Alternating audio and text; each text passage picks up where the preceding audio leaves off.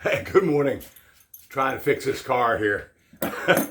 I'm Ron Moore, by the way, from Fields of Grace Church, the Church Without Walls, and I think so many times I realize I've spent a lot of my prayer life, kind of like my good friend Joe Cooper, who's a master mechanic, retired master mechanic.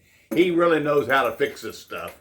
And I tell you, if I can figure out the clink in this engine, but we spent so much of our prayer time, and Joe's actually said this, and it blew me away at men's group last Saturday.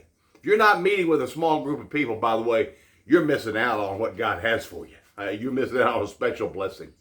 But he said this, he says, God is not in the business of fixing things. He's in the business of using things. I mean, he has said that, and I about fell over, I about fell over, because if you get to look through Scripture and you see, God didn't fix the Garden of Eden, Adam and Eve, but he used it ultimately for the salvation of mankind. You see Shadrach, Meshach, and Abednego. I just love saying it that way. Shadrach, Meshach, and Abednego. He didn't fix the fiery furnace, but he was right there with them, and he used it for them to know, and for the king to know that, wait a minute, boy, we serve a great God who's not challenged by fire. I mean, you look at with Peter, when he was sinking that day out there in the sea. After I'm going to walk on water. Yeah.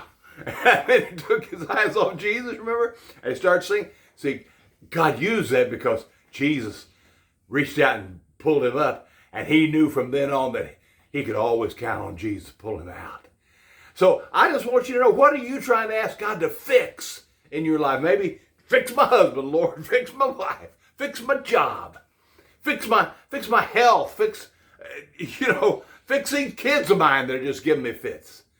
We're always asking God to fix something rather than saying, Lord, use this in my life. How do you want to work in my life? To work the character of Jesus in my life. Because if you're a child of God, I'm telling you, that's his purpose, is to make everything that was real in the life of Jesus real in your life.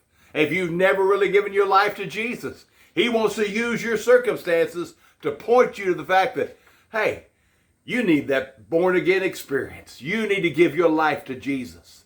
So today, I'm going to challenge you, let's stop asking God to fix things, fix circumstances in our lives, and let's ask him to use them in our lives to make us more like Jesus. Hey, you have a great day. I'll talk to you again soon. Bye-bye now.